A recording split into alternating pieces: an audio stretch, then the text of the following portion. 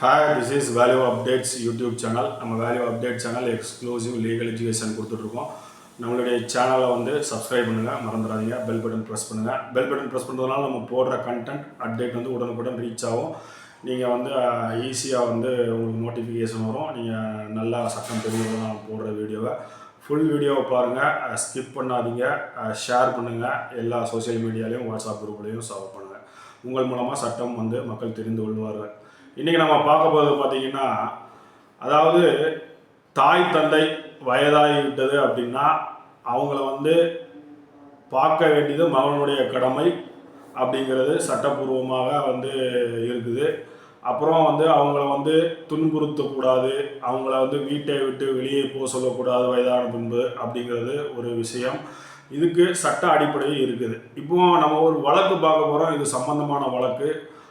ஒரிசா உயர்நீதிமன்றத்தில் இந்த வழக்கு நடந்திருக்கு. அதாவது ஒரிசா ஹைகோர்ட்டில் February 2026 வெளியான சமீபத்திய தீர்ப்பு படி பார்த்தீங்க அப்படின்னா, இந்த தீர்ப்பு என்ன சொல்லுது அப்படின்னா, தாய் வந்து அவருடைய சொந்த உழைப்பில் வாங்கிய, அதாவது செல்ஃப் அக்வர்ட் ப்ராப்பர்ட்டிம்பாங்க, அந்த வாங்கிய வீட்டில் வசிக்கிற மகன் பார்த்தீங்கன்னா மற்றும் மருமகளுக்கு சட்டப்பூர்வ உரிமை வந்து இல்லை என்பதை வந்து இந்த ஒரிசா ஹைகோர்ட், அதாவது ஒரிசா உயர்நீதிமன்றம் வந்து உறுதி செய்கிறது. எதுக்காக இந்த ஒரிசா உயர்நீதிமன்றம் மகனுக்கு மருமகளுக்கு அந்த அவருடைய தாயின் சொத்துல வந்து உரிமை இல்லை அப்படின்னு சொல்லுது அப்படின்னு பார்த்தா, அது மட்டும் இல்லை, உரிமை இல்லை இருக்கு, அதாவது அவருடைய சொந்த உரிமை இல்லை அப்படிங்கிறது மட்டும் சொல்லலை, வசிப்பதற்கு கூட முடியாது மகனால அப்படிங்கிறதையும் சொல்லுது, மருமகளாலையும் வசிப்பதற்கு முடியாது. அது தாயுடைய சுய சம்பாத்தியத்தில் வந்த செல்ஃப் அக்வர்ட் ப்ராப்பர்ட்டி அப்படிங்கிறதையும் வந்து சொல்லுது. இந்த தீர்ப்பில் முக்கிய அம்சம் மற்றும் காரணம் என்ன அப்படின்னு நம்ம விளக்கும் பொழுது, அதை பார்க்கும் பொழுது, தாய் மட்டும் பார்த்தீங்கன்னா முழுமையான உரிமையாளர் அப்படிங்கிறது இந்த வழக்கின் மூலமாக தெரிய வருது.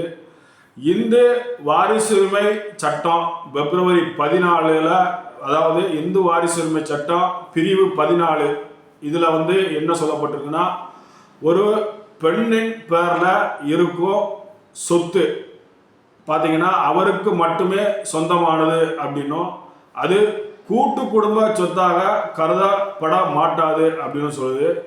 அந்த தாய் வந்து இந்த வழக்கில் உள்ள தாய் 75 வயதுடைய ஒரு வயதான ஒரு தாய். அந்த தாய் வந்து சம்மதமின்றி அந்த வீட்டில் வசிக்கும் யாருக்கும் உரிமை இல்லை அப்படின்னு சொல்லி இந்த ஒரிசா ஹைகோர்ட் வந்து சொல்லுது. ஒரு கூட்டு குடும்பத்தில் இருந்து சொத்து வந்திருந்தாலும் அது செல்ஃப் அக்வர்ட் ப்ராப்பர்ட்டியாகத்தான் பார்க்கப்படும் பாகம் பிரித்த பின்பு அப்படிங்கிறத சட்டமும் சொல்லுது.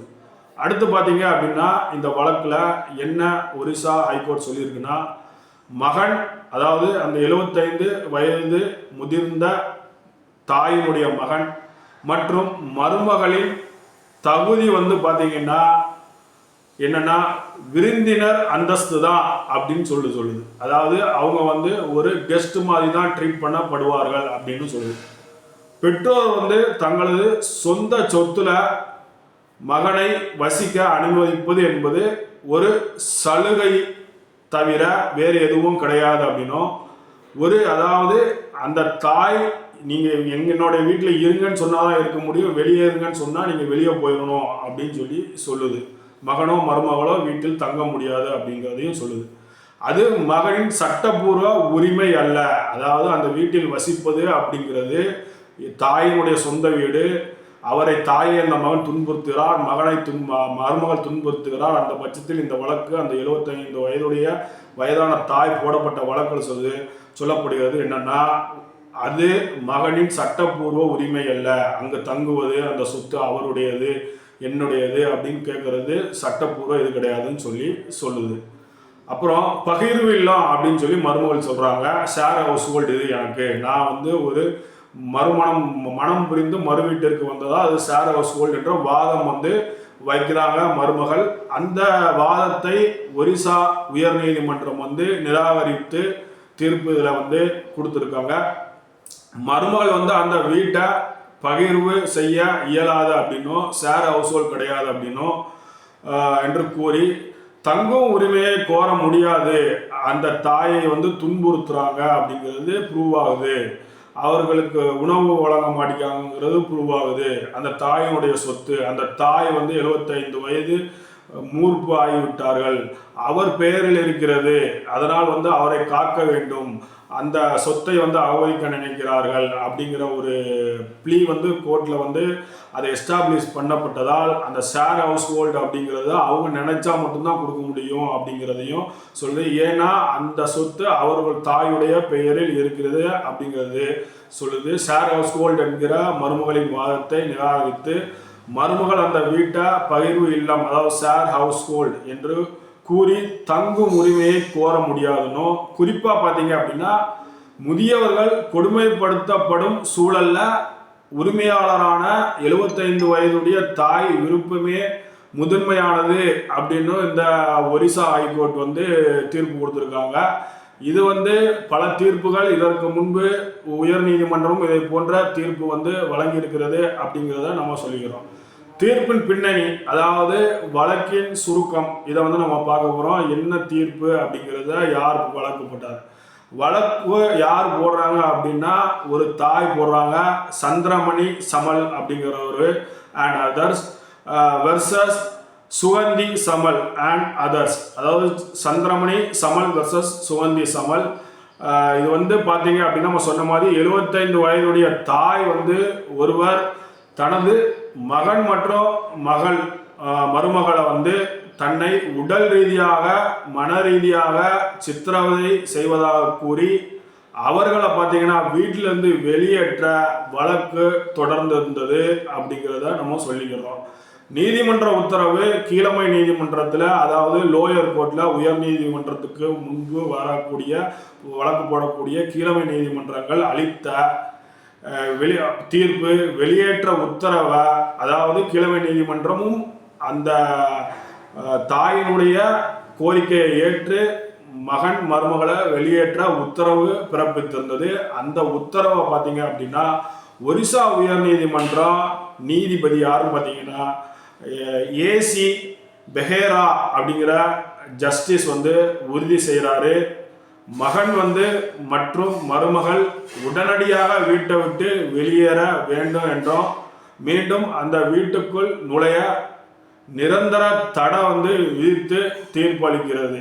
ஏன் அப்படி தீர்ப்பளிக்குது அப்படிங்கும் பொழுது நம்ம சொன்ன மாதிரி இவங்களுடைய வழக்கு தொடர்ந்தவங்க ஒரு தாய், 75 வயதுடைய தாய், வயதான தாய், இவங்களை மன ரீதியாகவும் உடல் ரீதியாகவும் கொடுமை செய்த காரணத்தை சொல்லி வழக்கு போடுறாங்க.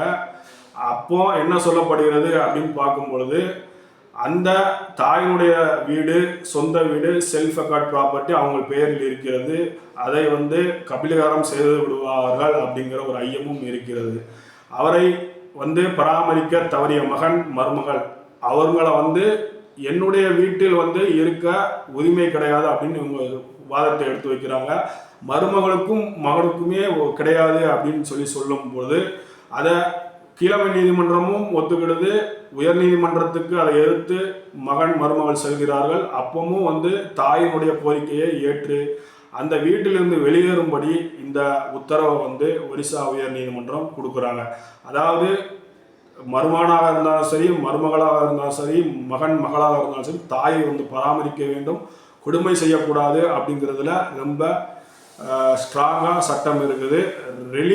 Relief under the maintenance and welfare of parents and senior citizen act 2007 அப்படிங்கிறதுல வருது. ஏன்னா எவிக்ஷன் பவர் இருக்குது அப்படிங்கிறதையும் வந்து இது சொல்லுது. அவங்கள வந்து வெளியேற்ற சக்தி அந்த தாய்க்கு சட்டப்பூர்வமாக இந்த சட்டம், அதாவது நம்ம சொல்றக்கூடிய சட்டம் வந்து under the maintenance and welfare of parents and senior citizen act 2007 வந்து it's providing the power for to evict the daughter or son, யாருனாலும் அவங்கள வந்து பண்ணிக்கலாம். இது வந்து பராமரிக்கணும். இது யாருக்காக போடப்படுகிறது அப்படின்னா தாய் இதை மாதிரி கஷ்டப்படுறாங்க அப்படின்னா அவங்களுடைய சட்டத்தை தெரிந்து கொள்வதற்காகவும் மகன் மகள் மருமகன் யாராக இருந்தாலும் வயதானவர்கள் தன்னுடைய மாமா மாமனார் இல்லை அவங்களுடைய அம்மா அப்பாவை வந்து கண்ணும் கருத்துமாக பார்த்து கொள்ள வேண்டும். உடல் ரீதியாக மனம் ரீதியாக சொத்துக்காக துன்புறுத்தக்கூடாது, உணவளிக்காமல் இருக்கக்கூடாது, அன்றாட தேவைகளை பூர்த்தி செய்ய வேண்டும். அப்படிங்கிறது தான் வந்து இந்த சட்டம் maintenance and welfare of parents and senior citizen act 2007 establish பண்ணுது அப்படிங்கிறதையும் நம்ம தெரிவிச்சுக்கிறோம். இது வந்து ரொம்ப யூஸ்ஃபுல்லாக இருக்கும். அதாவது இளைய தலைமுறைகளுக்கும் முன்பாக இருந்த தலைமுறைகளுக்கும் வந்து யூஸ்ஃபுல்லாக இருக்கும். நம்ம இதை பதிவிடுகிறோம். நம்மளுடைய சேனல் வேல்யூ அப்டேட்ஸ் வந்து சப்ஸ்கிரைப் பண்ணுங்கள், மறந்துடாதீங்க. பெல் பட்டன் ப்ரெஸ் பண்ணுங்கள். பெல் பட்டன் ப்ரெஸ் பண்ணுறதுனால நோட்டிஃபிகேஷன் வரும். நீங்கள் உடனுக்குடன் சட்டம் தெரிந்து கொள்ளலாம். முழு வீடியோவும் பாருங்கள், நல்லா அண்டர்ஸ்டாண்ட் ஆகும் உங்களுக்கு. அப்போ தான் சட்டம் அப்படிங்கிறத நம்ம தெரிவிச்சுக்கிறோம். நன்றி, வணக்கம்.